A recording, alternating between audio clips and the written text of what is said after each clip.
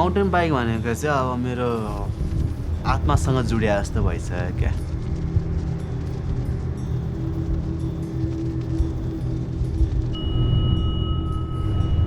Life भनेको अब mountain biking हो जस्तो लाग्छ। जुन माउन्टेन बाइकिङले जति दिएछ नि त्यो चाहिँ अहिलेसम्म अरू कामले दिँदैन थियो जस्तो लाग्छ। अनि त्यही भएर अब यो मेरो साइकल चाहिँ मेरो एकदम मुटुको करिब छ भनौँ न।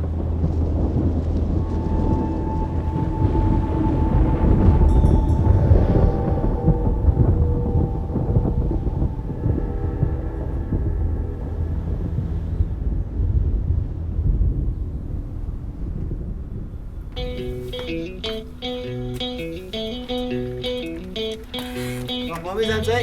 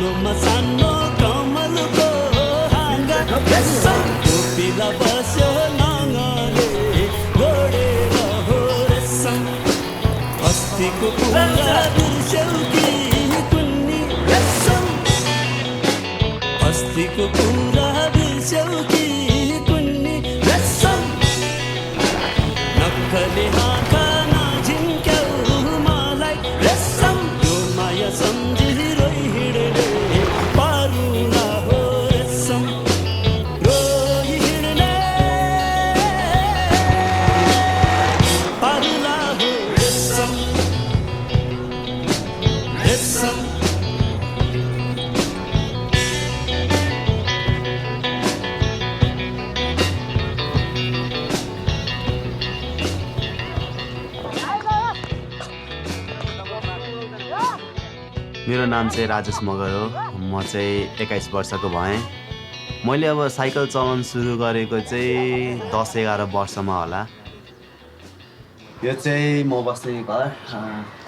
म चाहिँ ललितपुर नियर काठमाडौँ। म चाहिँ मेरो दिदीसँग मेरो मम्मी ड्याडीसँग म बस्छु।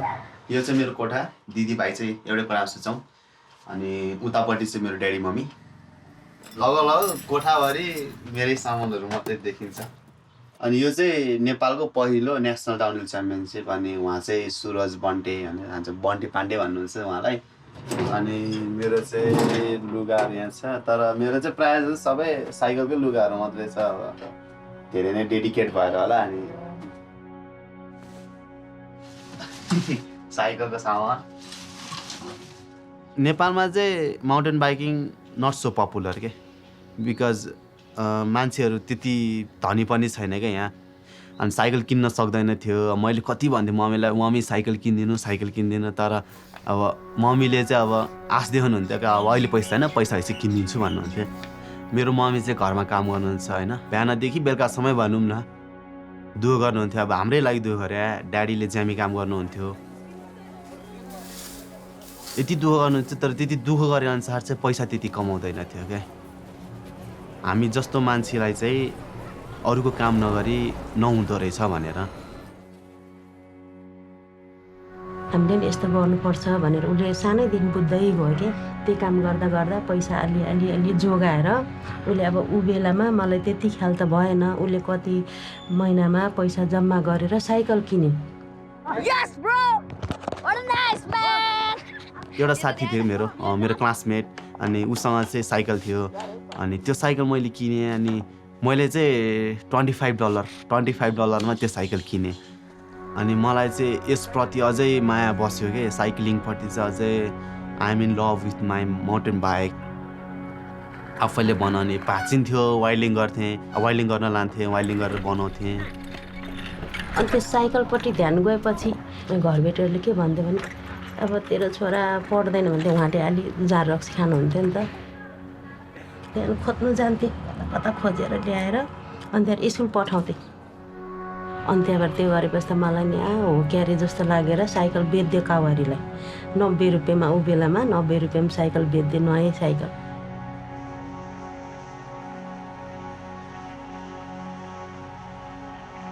जब चाहिँ मैले अब सबै खेलेँ होइन, तर जब मैले साइकल चलाएँ होइन, साइकल चलाउँदाखेरि चाहिँ अब अर्कै फिलिङ्स क्या हुन्छ नि।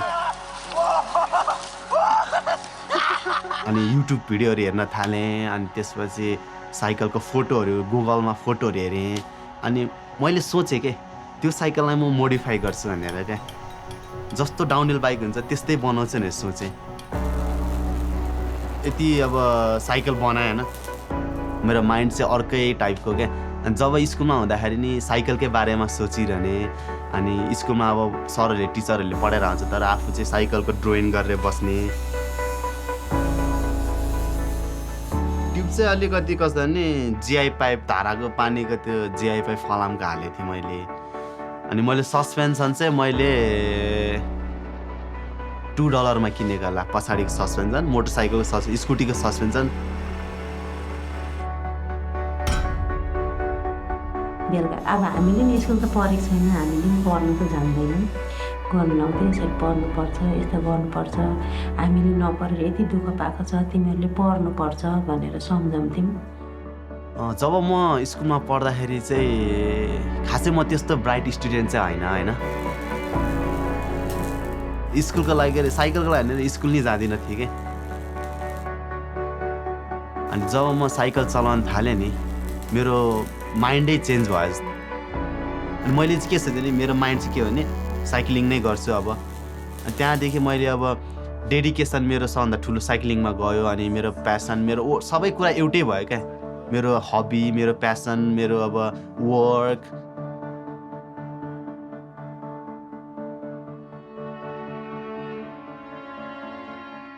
ट्र्यापर सस्पेन्सन हाल्नलाई हेड एङ्गल नै चेन्ज गरेँ। त्यसपछि अनि त्यो सबै भयो। मान्छेहरूले मलाई भन्थ्यो त्यो साइकल नचला, त्यो साइकल हुँदैन, यो टिलमा चलाउनु मिल्दैन, नचला भन्थ्यो। अब जे गरे नि अब आफैले रिस्क उठाएर अनि आफैले चलायो क्या। अनि चल्यो त्यो साइकल, धेरै चल्यो।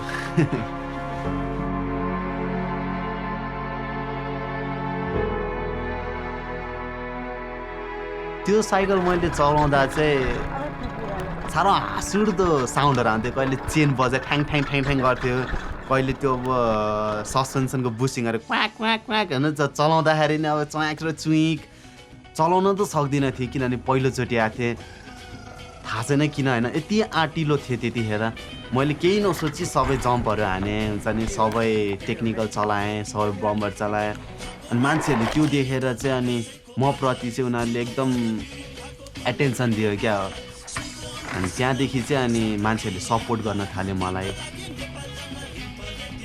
He just looked like he was going really fast. You know, I didn't really see him. I just saw it from the corner of my eye. And by the time I turned around, he wasn't there. If you saw the bike now, you couldn't imagine what he's able to do with it at that period of time.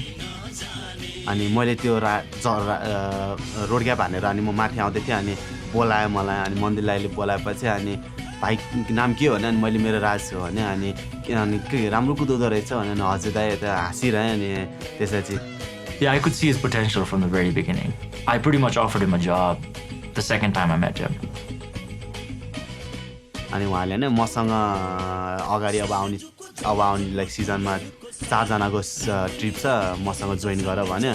अनि मैले हुन्छ भने अनि like अनि That's when I kind of figured that maybe I could, we could work with him and help him out and get him riding bikes and, hopefully make a living doing that.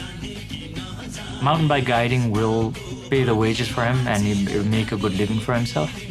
But he's got a hunger for racing and he's got to quench that thirst.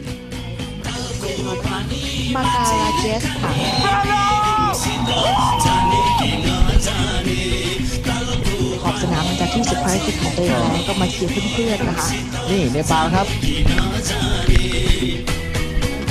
โอ้โหแสดงว่าหลอกคู่ต่อสู้ได้เนียนมากเลย अनि पक्कै पनि यहाँहरूलाई थाहा छ downhill champion बनेका थिए राजेश मगर ข้างบนนี่คือไม่สามารถ अब त्यसको लागि हार्ड ट्रेनिङ गर्नु सकिनँ अनि अब एक दुईचोटि च्याम्पियन भएर काम छैन होइन अब नाम रोसन गर्नु पऱ्यो भने त होइन अब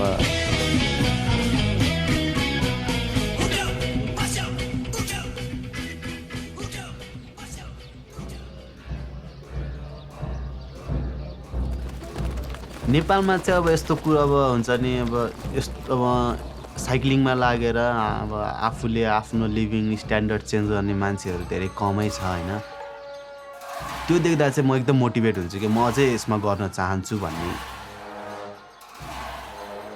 अनि जब मैले मन्दिरलाईसँग काम गरेँ अनि 10 दिनको 20,000 त्यो भनेको चाहिँ धेरै पैसा हो कि मेरो लागि मेरो फ्यामिलीको लागि मम्मी र ड्याडीको हामी त त्यतिखेर धेरै सानो होइन मम्मी र ड्याडीको गरेर त्यस्तै महिनाको 7-8 हजार मात्रै हुन्थ्यो त्यतिखेर होइन अनि हामी चाहिँ त्यतिखेर अब के भन्छ अरे सानो कोठा होइन हामी 4 जनाको फ्यामिली जम्मा अब त्यो कोठा सायद 12x12 को होला क्या स्यालेरी आउँथ्यो महिनामा मम्मी ड्याडीको अनि साह्रो दुःख लाग्दो थियो त्यतिखेर हाम्रो लाइफ भनौँ न एकदम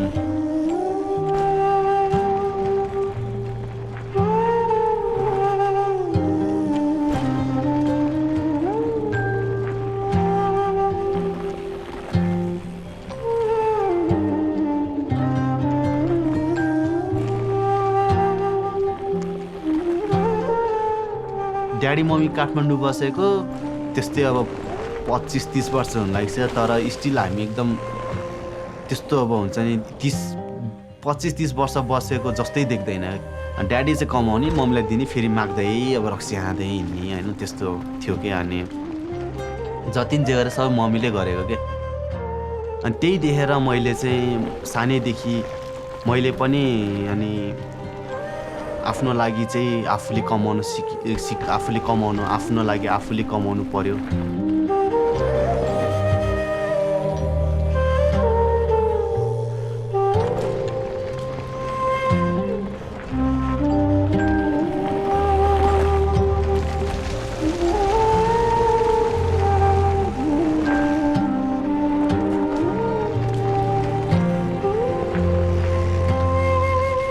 त्यो हेर्दाखेरि चाहिँ मैले कस्तो भने आफूलाई गर्व गर्छु क्या म प्राउड गर्छु क्या आफूलाई कि मैले आफ्नो फ्यामिलीलाई अलिकति भए नि सपोर्ट गर्छु भनेर क्या अनि त्यही भएर अनि जस हुन्छ नि फ्युचरमा चाहिँ के छ भने आमा बाउलाई यति खुसी राख्ने एकदम प्लान छ क्या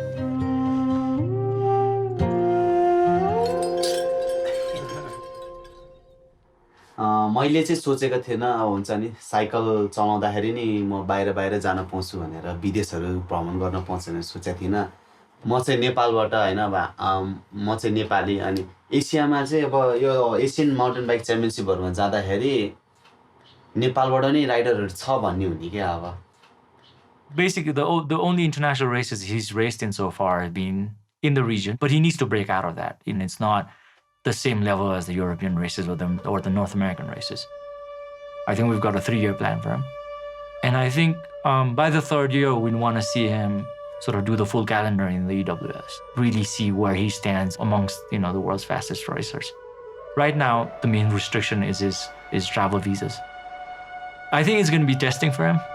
It's obviously not going to be easy. There are some very, very fast guys out there. But I think he'll compete. He doesn't give up. अनि त्यही भएर चाहिँ अब उसले नाम कमाओस् उसको राम्रो होस् उसको भविष्यमा राम्रो गरेर मान्छेलाई पहिला सानो बेलामा हेप्नेहरूलाई हैन राम्रो गरेर देखाओस् भन्ने चाहन्छु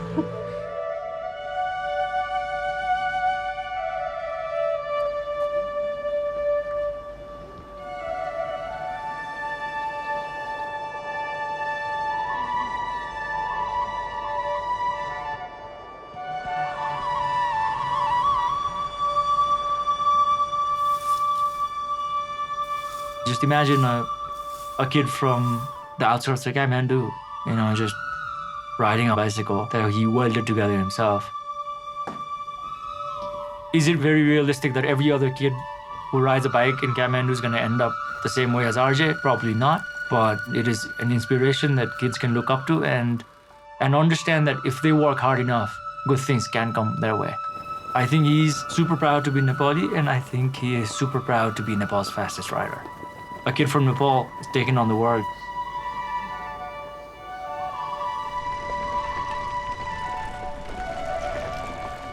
यो सकेको छैन हैन म अब अगाडि बढ्दै छु अगाडि धेरै अगाडि जानु छ भन्ने सोचमा छु अनि त्यसको लागि अब मेहनत गर्नु पर्यो अनि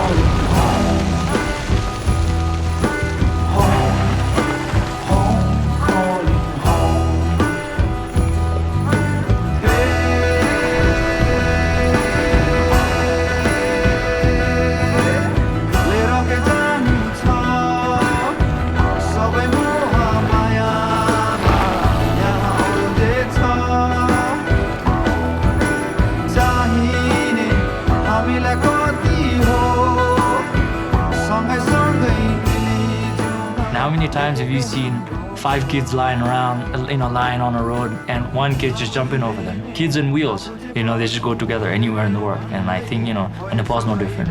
And they just, they just found it. And they just found something that they love doing. Rajesh!